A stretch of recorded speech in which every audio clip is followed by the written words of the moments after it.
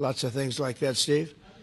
Israeli Prime Minister Benjamin Netanyahu to accept the Gaza deal, and what will be your message to the Knesset when you speak to them? Well, he wanted it. You know, it's been a long time. He's been fighting a long time. He's been fighting hard. He wanted it. It's a great deal for Israel, but it's a great deal for everybody, for Arabs, for Muslims, for everybody, for the world. And as you know, on Monday the hostages come back. They're getting them now. I mean, they're getting them now. They're in some pretty rough places under earth.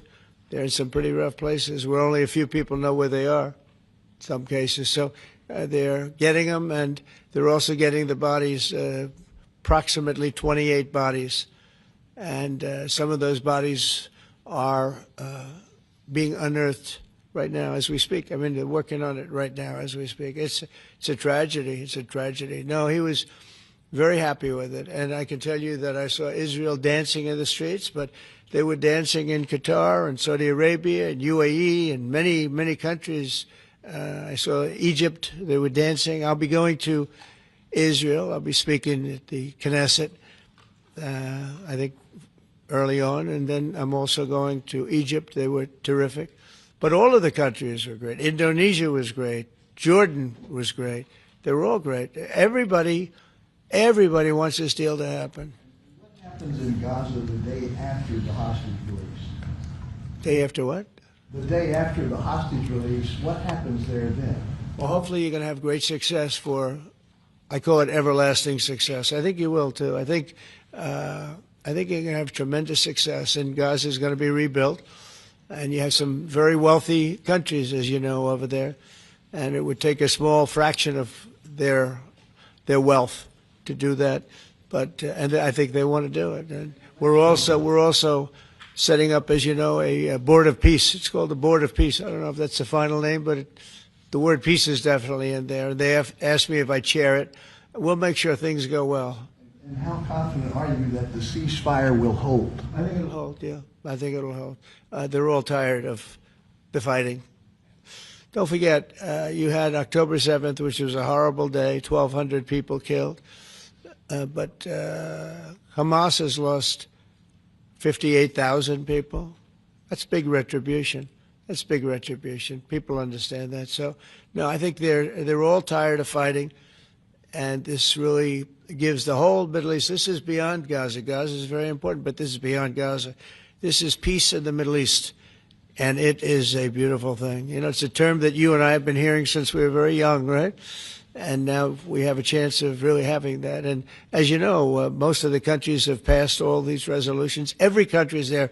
Iran came in. I was very happy to see that. I was very honored that Iran came in. They said they support it.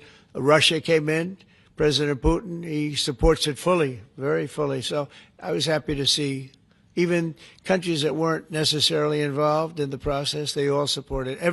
I don't know of anybody that doesn't. And I've never seen happier people than many of these places, not just Israel. Many of these places, they're all dancing in the streets. I've never seen anything like it. Yeah, go ahead, please, in the back. Thank you. What guarantees did you give Hamas to persuade them that Israel will restart the bombing campaign once the hostages have been exchanged? What did I do with respect to them? Well, you know, I spoke a little bit tough, and that's what would happen. I mean, you have to speak tough. That's a tough world. That's a tough, as they say, neighborhood. And they're tough people. They're very tough people, and they're smart people. They're good negotiators. They have a lot of things going. They put that to good use. They're going to be very, very successful. But they knew the retribution would be tremendous, unsustainable. It would have been unsustainable.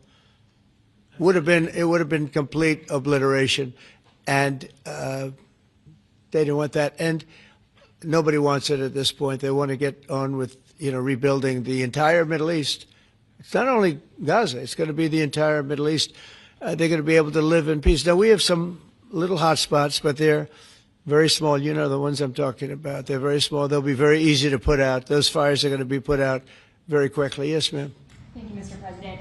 Talking about the Middle East still, going to the phases that come after this first phase, is there consensus on the additional points in your plan, or are the details still being fine-tuned? I think there is consensus on most of it, and some of the details, like anything else, will be worked out, because you'll find out that when you're sitting in a beautiful room in Egypt, it's easy to work something out, but then sometimes it doesn't work from a practical standpoint. So certain little things, but for the most part, there's consensus, yes. Do you intend to hash that out when you're in Egypt? I might, yeah. I mean, I'll be there because I'll be going to, I'll go to Cairo. I think that's where we're going, as opposed to the place of the signing. And we have a lot of leaders from all over the world coming too. They've been invited. And then I'm coming back, I believe it's Tuesday night, for Charlie Kirk, a friend of mine, a friend of all of ours, a friend of a lot of the people right here. And we're giving him the Presidential Medal of Freedom, which is the highest honor you get outside of the Congressional Medal of Honor. One's military, one's civilian, but it's the greatest honor. And Erica's beautiful wife is going to be here, and a lot of people are going to be here. So, it's not easy for me to get back. It's a very quick trip, but I'll be making 2 major stops, and then I'll be on the plane trying to get back in time for Charlie. They're going to have a great celebration at the White House, in the East Room of the White House. Mr. President? Russell Vogt said the reductions in force have begun related to this shutdown.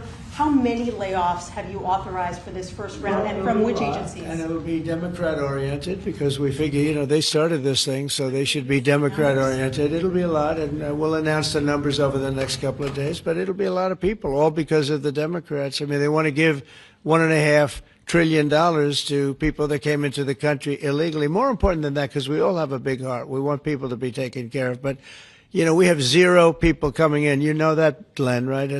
That's a pretty impressive number, even for a successful governor.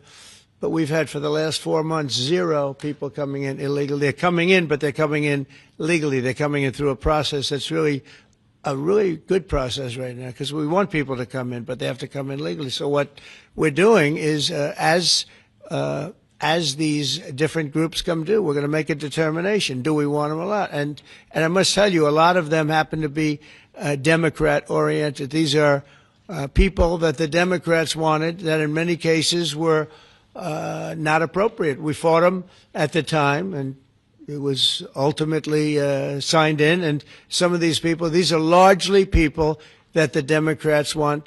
Many of them will be fired. Yes, please, behind.